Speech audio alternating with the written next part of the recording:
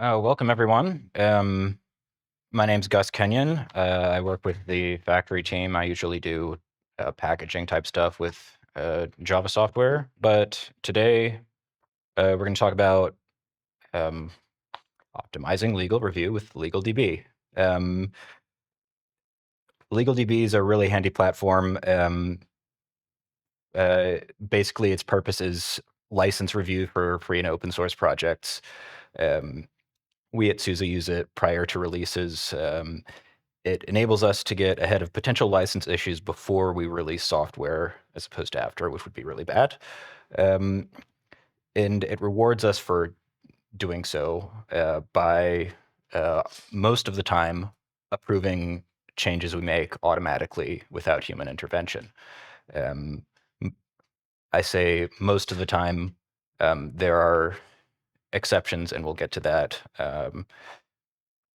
Anyway, besides these two things, it also keeps the review process straightforward and efficient for our legal representation who ends up having to look at stuff in the event it does need a human set of eyes on it. This presentation is going to be about um, basically just informational, instructional, and Q&A about how SUSE devs can navigate uh, the legal review process using LegalDB. Like I said, this is our content. Information is going to be pretty high level because I assume most of the audience is going to have a pretty thorough understanding of most of this stuff already.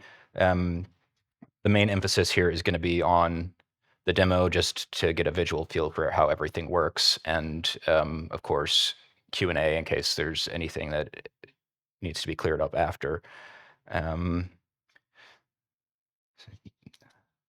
So the general purpose of LegalDB, I went into this a little bit already, but to go into it a little bit more, free and open source software, it's built on consent. It's a wonderful paradigm, wonderful community, wonderful ecosystem, and respecting upstream licenses is a big part of what keeps all that going. Not to mention it protects our company from liability, which is also very important. SUSE modifies and distributes upstream code only if the accompanying license allows it. So we make our we make our own decisions about what to do with it thereafter, based on yeah uh, distribution, licensing, attribution of this upstream stuff according to these licenses. On the subject of attribution, LegalDB is an internal SUSE system, but it runs on an open source platform called Kavil, which is it's been around for a while. It is maintained by Sebastian, who is among us today. You can see that that's where the GitHub is, and since we're enthusiastic about licensing today, I'll point out that it's distributed under GPL 2.0.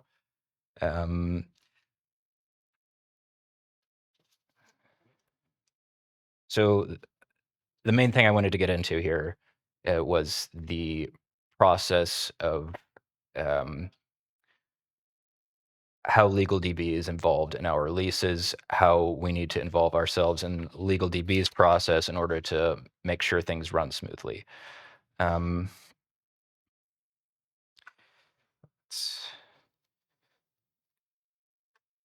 to start with a bit of context, SUSE distributes a lot of upstream software. You can see that's a very big number. This was updated yesterday because the day before, when I originally put it there, it was about 200 lower. So it's going up and up and up. LegalDB reviews every submission to the internal build service, open build service, and although the Gitty support is in its infancy, that's where it's going to end up being. So it'll be on a key player in all of our platforms. And as I described, it confirms that we have permission to distribute all these upstream artifacts before we put them into our distribution channels. Again, most submissions can be approved automatically. The exceptions to this mainly are the initial submission of a new package. So if somebody submits a completely never before seen piece of software, then a human has to perform the legal review. Same deal if LegalDB detects that a new license is present in a subsequent revision of that package. So say for like a major release, some other piece of code gets included and it has a different license, that would also have to be reviewed by a human lawyer before release. So this is kind of what the process looks like from the point of view of the developer. There's other stuff that goes on here, of course. But like I said, LegalDB is integrated with OBS, IBS, and Gitty. We, in almost all cases, need to succeed in the legal review before a submission can clear the staging process. Step one of that, of course, submit the revision to an existing project. Well, I'll go through the visual representation first. When we submit a bit of code, it's the LegalDB works by matching text and submitted files to license entries in the database that we've made patterns for the sake of comparison. So if a license text that is detected within a submission completely matches an existing database entry, it will we move on to the next. Then it's recognized. If it's not recognized, I'll get to that in a minute. But this is how the workflow goes: scan for legal text. If the project is new, of course, manual review. If there's a new license, manual review. If we're adding new files with the same licenses that the project has used before, then that can still be eligible for auto approval. You may notice this piece of the chart here with OBS Factory. That's because the factory project in Open Build Service is we've had to make a bit of an exception for how we deal with that just because of the volume of packages and the volume of updates. So in certain cases on OBS Factory, stuff that would be held up for a review if it were submitted to, say, like SLE or something, might end up being auto-approved for factory. Of course, if it gets submitted to SLE again later, it would still be reviewed.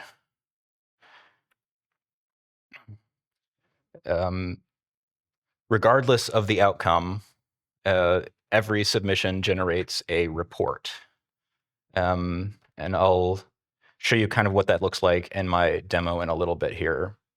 But the report is relevant in case of any additional legal review. It gives our legal staff a sort of abstract, if you will, that they can go off of. And I'm sure that they sniff out their own stuff in addition, but every little helps. And even if the submission gets auto-approved, the report is still useful because it gets archived and can be used for the sake of comparison for subsequent releases. Like I said, auto-approved submissions move forward in the staging process. New licenses or uncertain matches can cause a submission to be held up. Now, there is a subtle, well, not so subtle difference actually in the way these two situations are handled. A submission with for which LegalDB detects licenses that have previously not been present needs to be reviewed by a lawyer.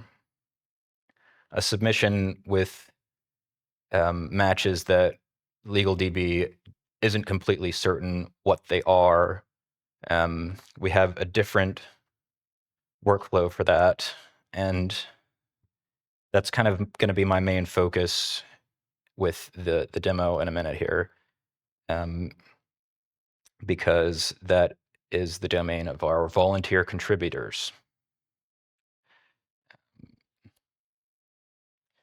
And this is where I get on my soapbox for a minute. LegalDB, the project, needs volunteer contributors. We have quite a backlog of submissions in the category of stuff that LegalDB doesn't quite know what it's looking at. And we only have so much manpower to get through them. So we need contributors, and becoming a contributor could actually be advantageous for our developers for myriad reasons, including, say, if you review partial matches for your own submissions of code, a developer of a given project or a maintainer of a given package would conceivably know what parts of a license pattern are likely to be repeated in the future. They could create their patterns for LegalDB to recognize those licenses accordingly and save them the trouble of reviewing these things in future submissions. Saves time for the developer, saves time for a lawyer who may have to review the package in the event that a manual review is necessary, again, just by getting things organized. Anyone who would like to become a part of this, feel free to contact Sebastian, who again is the maintainer of Cavil and kind of the admin of LegalDB. Just some quick stats here. Again, large number of packages, relatively small number of manual reviews given the large number of packages. Because again, the vast majority of submissions are accepted automatically. And like I was saying on my soapbox, lots of open reviews. The number of open reviews is trending upward, and by open reviews, I'm referring to reviews that contributors need to help with. So we need volunteers. That brings me to a brief demo of the interface, the workflow, and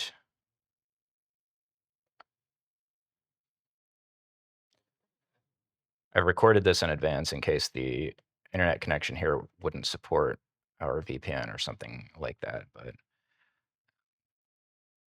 here we are. This is the LegalDB homepage. It shows the backlog of open reviews. You see we have a few different data points. These links will take you to the submission on OBS or IBS. Oh, yeah, a lot of recent submissions, I suppose. But you can see they're not ordered chronologically or alphabetically or whatever, but rather by priority of how soon they need to be addressed.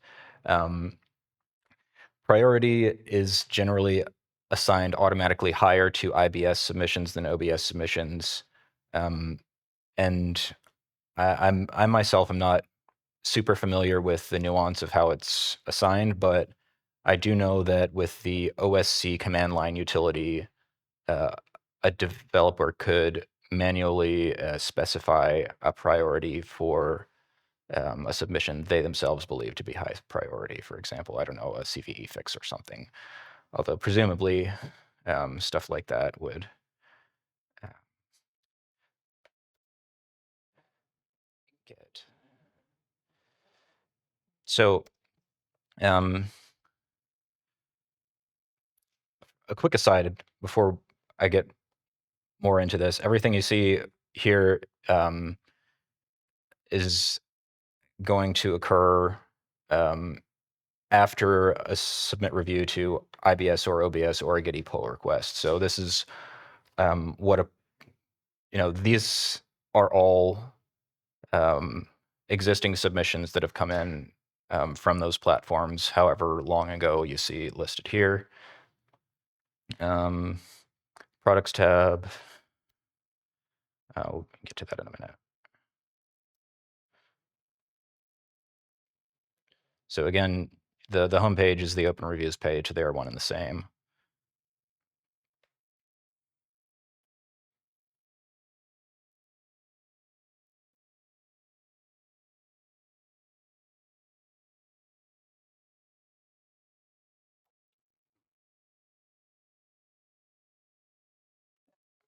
I guess when I recorded this, I gave myself plenty of time to talk about the things I just talked about with it paused. So bear with me a moment. Sorry about that. We'll have a bit of dead air, I suppose. But oh yeah, I almost forgot the most important thing on this interface here, the report. That is going to be the report that LegalDB generates, showing all the different licenses that each submission contains, and it'll highlight whatever comes up that is new, whatever comes up that's unrecognized, that sort of thing. And we'll take you there in just a second. But I think first, if I remember, I'm going to illustrate a bit that the the first few pages, again, ordered by priority. First few pages are or IBS, excuse me, submissions. OBS stuff comes later. And now we're going to go through what would be a typical review, kind of contributor review of not completely recognized license text.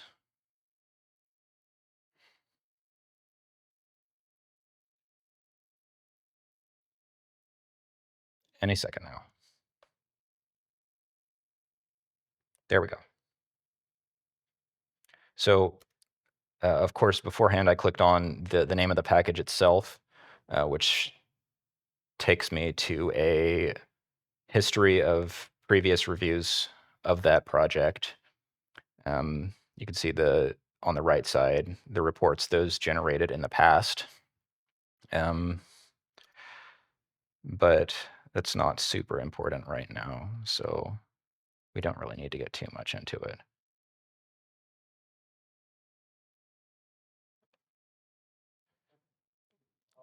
Back to open reviews, click on the report. So in the report page, lots of information. Again, IBS link, state, this one's new, of course.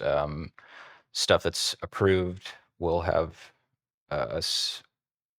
will be marked as such. There's a different state for automatically approved versus approved by lawyer. And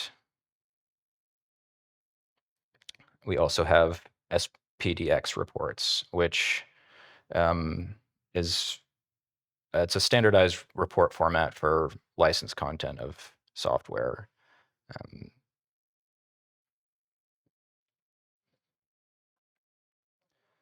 But to really get to the meat of it, this blue box is showing stuff that is unresolved here. We have new unresolved matches since the previous submission. Scrolling down to those right now, 16 unique unresolved matches. And you can also see each file that we've got listed here. It's showing an edit distance from an existing pattern of a given license. So that's why it's kind of unsure, because none of them match completely.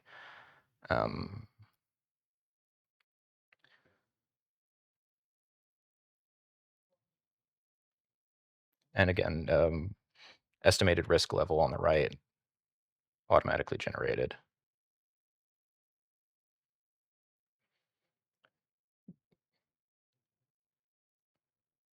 If I click on one of the files, or excuse me,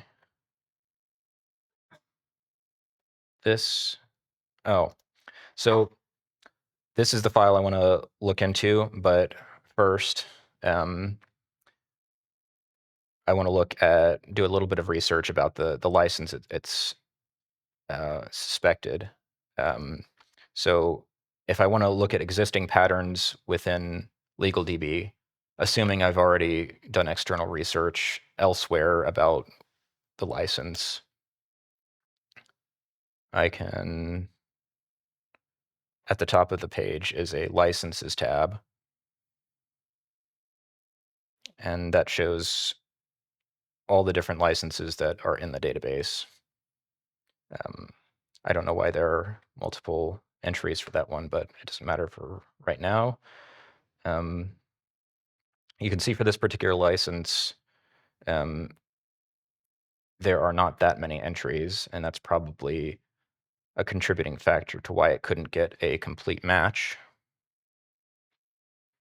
So we're going to go in and create a new pattern and try to narrow that down a little bit.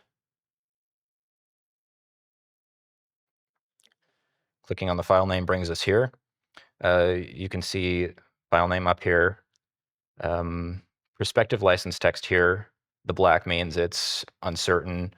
The blue and the green closer to the bottom of the screen are previously recognized, or they're full matches, excuse me, for other patterns. You see the tool text, and that's the license that one matches.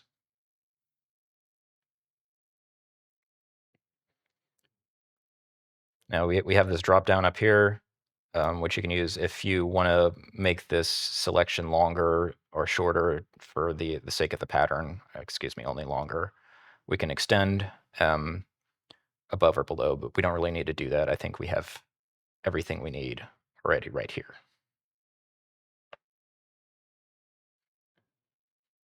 Yeah, it's looking good. So create pattern from selection. Now we are on the edit snippet screen.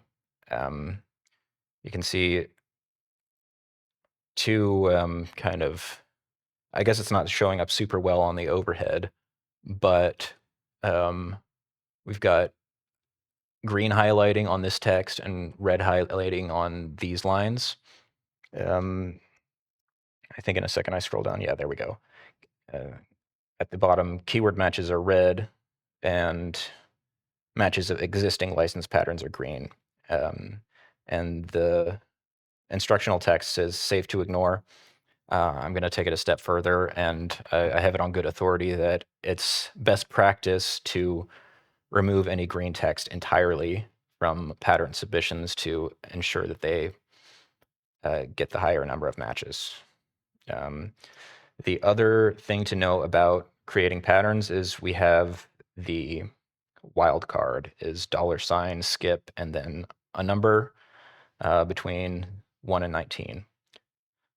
And as you can see down here, skip number represents the upper limit of the matching engine, or excuse me, skip and a number and skips up to that number of words in order to get a match. That's the only wild card we have in the system. There's no regex or anything. It's just that.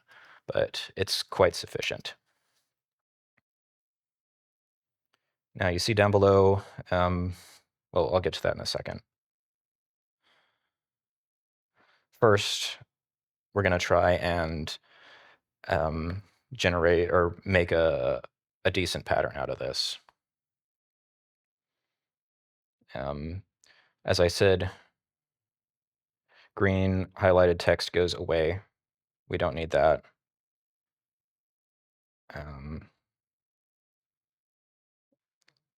Anything that isn't strictly necessary in order to recognize to classify the license goes away. Let me replay that bit. This line you can see, including but not limited to OpenSSL. My intuition says that in other iterations of this license text, it could say something else there, like a different artifact that the distribution includes. So I'm going to give it free rein to accept up to 3 words of whatever with a skip 3.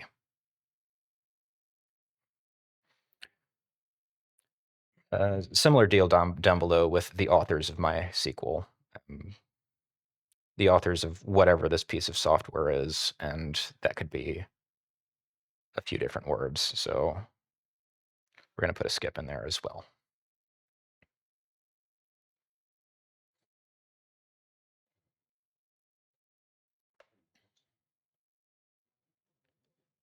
Now, down below, we can select which license we want to match that pattern with.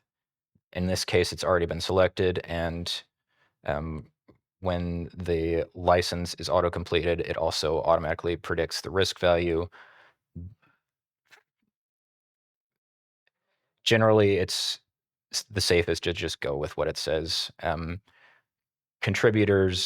contributors should really be sticking with the simpler stuff anyway. The really complicated unknowns we leave to the lawyers themselves because they know best. But yeah, you can see if we look through the license field, we get a drop down with other suggestions, but we don't need those right now. The other thing to know is we can either propose ignore, which is if you have the whole unedited text of what it may or may not have recognized as unrecognized.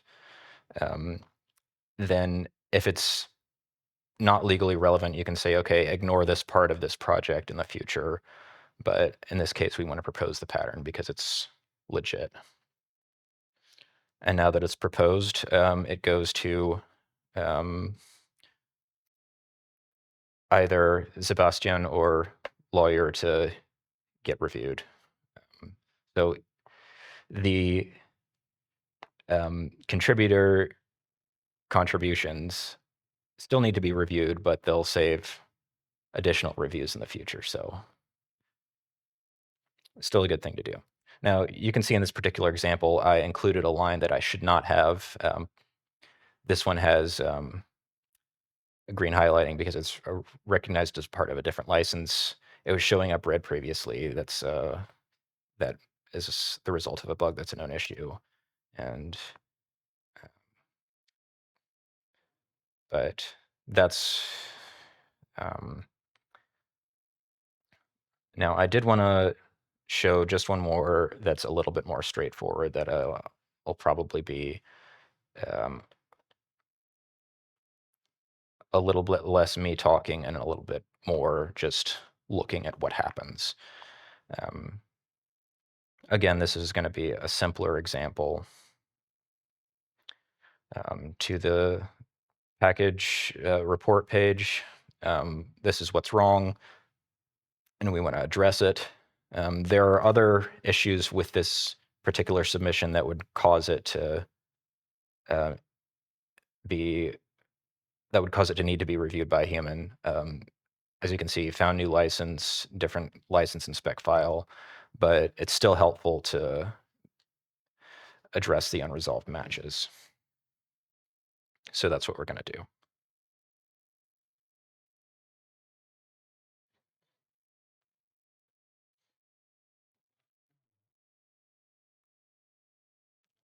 There are a lot for this one, but we want a specific one, and that's that one.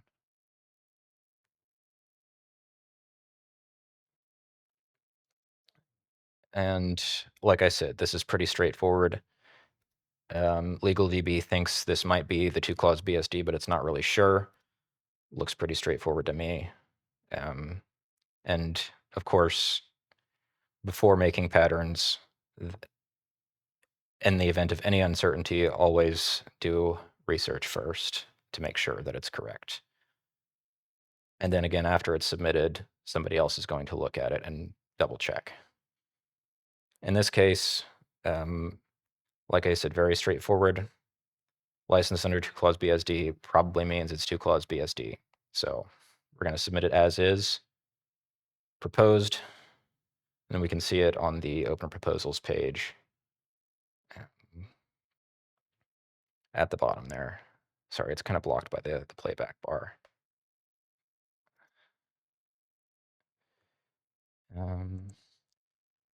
So that about covers that. There was one more thing I wanted to show, and that is an example of our Gitty integration that is actually new functionality, where in the comments of Gitty submissions, LegalDB posts the result and also a report. And this is not the same SPDX report, but it's a lot more readable and probably a lot more suitable for the comments in a Git submission. But I hope that was a decent overview of the functionality of LegalDB. I know it was kind of wordy, and I hope that it was still comprehensible. But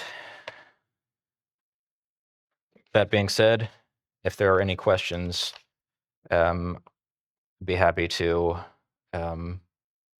provide answers. And before we proceed with that, just one thing. I did not make LegalDB. I'm not the maintainer. The maintainer's here in the room with us. Hi, Sebastian. If you have questions that I can't answer, he's kindly agreed to pick up the slack for me. So thank you. And with that, questions, please.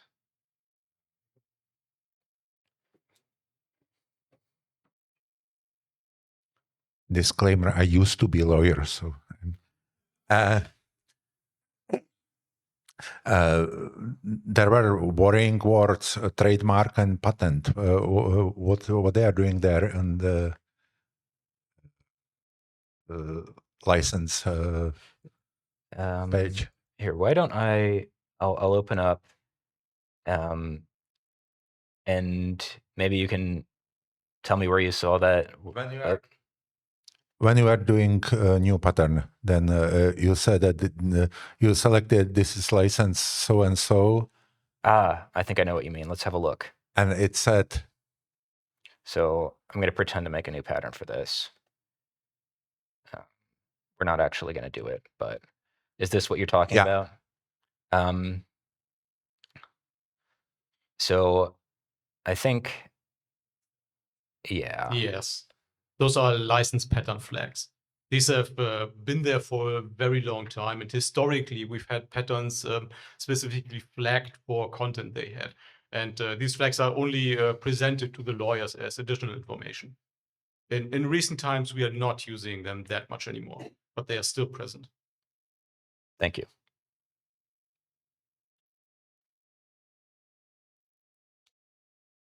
Yes. Or I think we have, yeah. So I think you touched on it very briefly, but I didn't quite get it.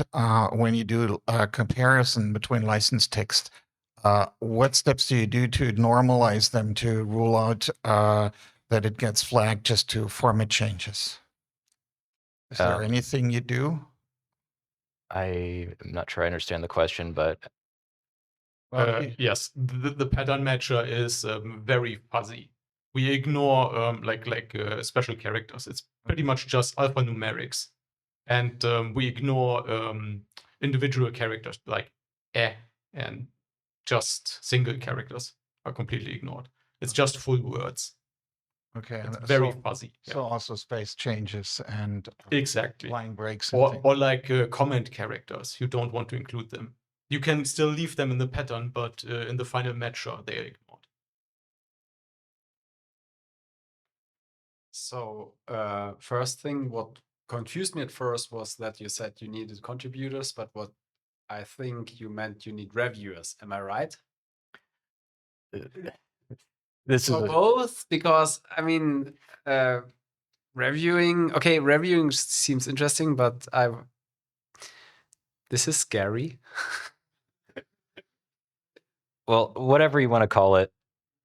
What I meant, and perhaps didn't make abundantly clear, was we need people to do the thing that I demonstrated, Okay, which so is to make new patterns to recognize the stuff that's not fully recognized. Okay. And If you happen to be a lawyer, we would really like your contributions for reviewing as well. I'm happy to set you up. It's The law for the last 20 years, so I'm really not. Yeah, but yeah, realistically, we definitely need everything. But what you can do is help as a contributor, create patterns, and specifically the simple patterns. Like we have thousands of matches that are really just this is licensed under 2-clause BSD with a slightly different phrasing, stuff that everybody could do. There we need help. So when there are easy things, please let it be for the rest, actually, because I would be interested. But the thing here is, for example, there was some addition to one license where with a universal FOSS exception by Oracle, and what I would be then nervous. Okay, here it says GPL with linking exception, and then they add something else, and I cannot differentiate. Okay, is this addition then still is it still a GPL? This is something. So I would need more training to be sure I don't fuck up anything and then everything gets through, but it's actually not safe. that's why we say just stick with the simple stuff. So since it's 2025 and there must be some buzzwords in the talks I learned this morning, and I say the buzzword that is AI. So question to you, because it seems like this is more a static pattern matching, while you also may have the opportunity to go with something like language models and so on. Have you tried? Have you experimented with that? I'm glad you asked, and it looks like Sebastian's helping at the I'm very happy to answer that because Kevil, or LegalDB in this case, or production instance, is actually the first SUSE project or internal service that uses AI in production for already 5 years.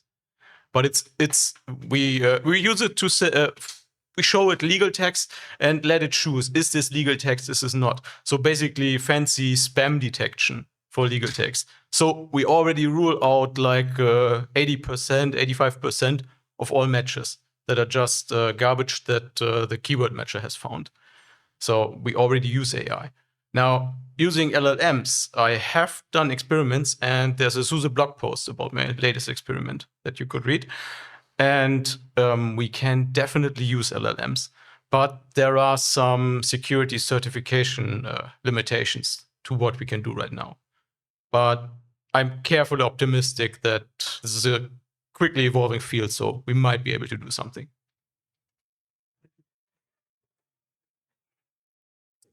Any other questions? We're getting close to the end of our time, so going once, going twice. Thank you very much, everyone. Thanks for coming.